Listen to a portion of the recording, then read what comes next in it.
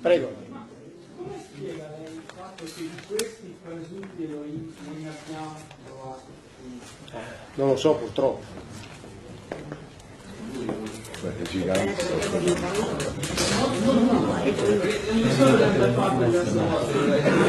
Non lo spiego, o meglio, voglio dire, se questi erano qualche decina, 200, 300, o se ne sono andati, o sono morti, o sono ben mimetizzati. Possono essere ben... Allora, vabbè, è stato detto pubblicamente a Firenze domenica, quindi lo posso anche ripetere pubblicamente io. Nel congresso americano ce ne sono 2.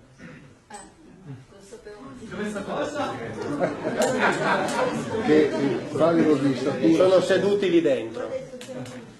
Ma dove è stato detto a Firenze? Convegno internazionale.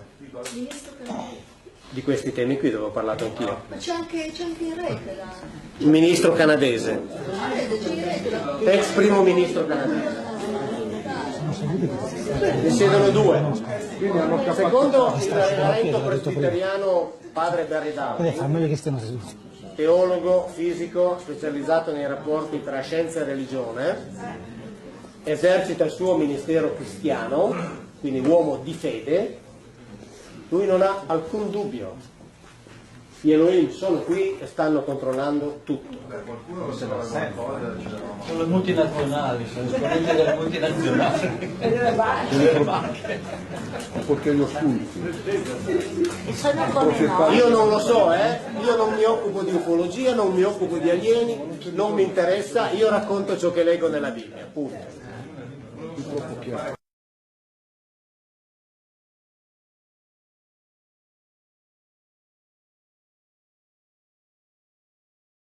Les horizons nous attendent et nous volons vers les horizons qui sont ceux de l'Europe et de la planète entière. Il faut savoir que ceux qui nous observent de loin sont inquiets. J'ai vu et entendu et écouté plusieurs des dirigeants d'autres planètes qui sont très inquiets parce qu'ils s'interrogent sur la voie que l'Union européenne va poursuivre. Et donc il faut rassurer et les Européens et ceux qui nous observent de plus loin.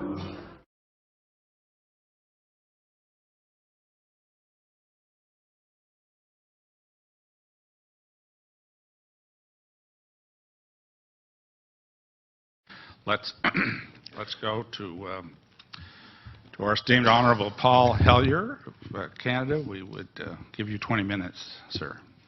Thank you very much, Mr. Chair, and thank you for giving me this opportunity to speak. And thank you, Steve, for the invitation. My name, as I said, was Paul Hellyer. I'm a former Minister of National Defence for Canada. I served in 3 governments during a total of 23 and a half years as a Member of Parliament.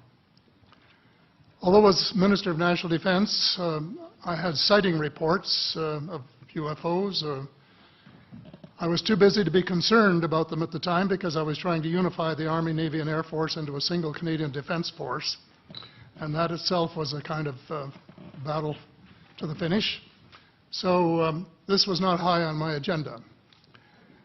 But about 10 years ago, I started getting interested due to a young man from Ottawa sending me material on the subject. I told him I was too busy to read it, but he had confidence that someday I would. He sent me a copy of Colonel Corso's book, The Day After Roswell. It took me a while to get around to reading it, but I took it for my summer reading in 2005 and was really impressed with what was contained in it. And what I thought to myself is there are huge issues here, huge issues. And the American people and the people of the world have a right to know what's going on because they're part of it. It's not just an isolated thing. And so after confirming the contents of the book with a retired United States Air Force general, I accepted the invitation of Victor Vigiani, who's over here somewhere, and his cohort Mike Bird, to speak to a symposium at the University of Toronto, and I said, UFOs are as real as the airplanes flying overhead.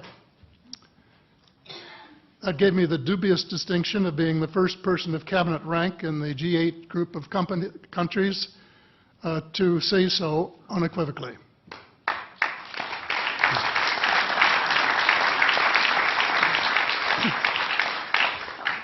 Since then, I've learned a lot from many sources, including a number of the fantastic witnesses that we have heard these last 4 days. They were so outstanding, I was just really blown away with them, the amount of information that was available. And I appreciate every single one of them.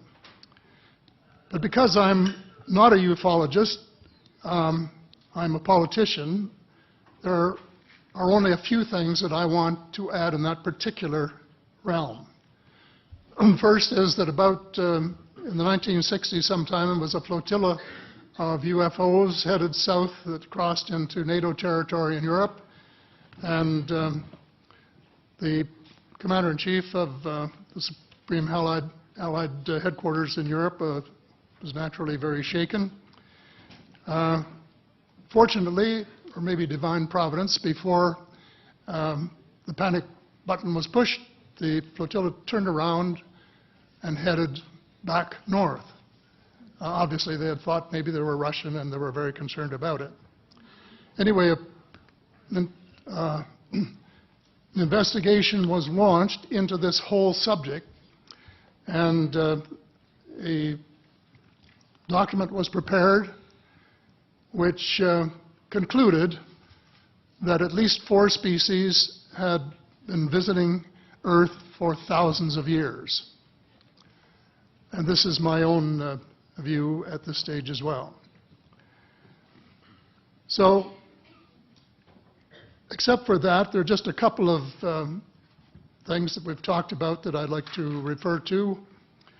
And one was that we were referring to them as they until this morning when Linda Moulton Howe, I think she was the first one, actually named 3 different species. I have brought my latest book called Light at the End of the Tunnel, A Survival Plan for the Human Species, as an aide-memoir, and I name 5 different species here. I'm aware of more now. As a matter of fact, I saw a document just a few days ago that mentioned 20. And I think you, Mr. Chairman, were interested in some of the places they might come from. And I have in here Zeta Reticuli, R-E-T-I-C-U-L-I, Reticuli, the Pleiades, Orion, Andromeda, and the Altair star systems. So I don't think we can any more refer to them as they, because they're not an amorphous mass.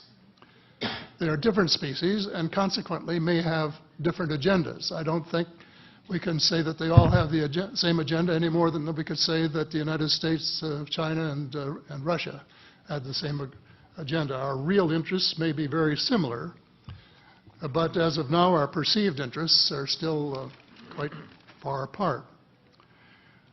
One more observation before I begin what I want to say, and that is that we spent quite a bit of time talking about the 66-year-old cadavers.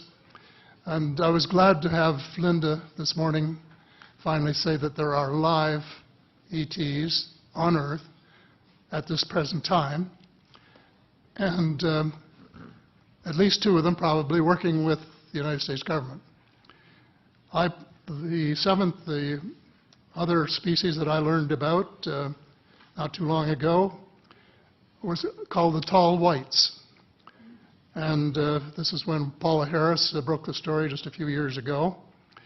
And through her good offices, I had the chance to talk for about 3 hours with former Airman Charles Hall and listen to this absolutely fascinating story of how he was working with, first of all, he was scared out of his skin, but after that, when he got to know them, how he was working with, and finally they became to trust each other and have a good working relationship with the tall whites at the gunnery range at Indian Springs in Nevada, and these tall whites were living on United States Air Force property and working in cooperation with the United States Air Force and sharing technology with them. He wrote a book, incidentally, called Millennial Hospitality. There are 4 different versions, but Paula says that Millennial Hospitality number 2 is the best. I think that's the one I read, and it's a very interesting read if you want to sort of get inside the spirits or angels, intermediaries between us and the divine source. Thank you. Thank you very much.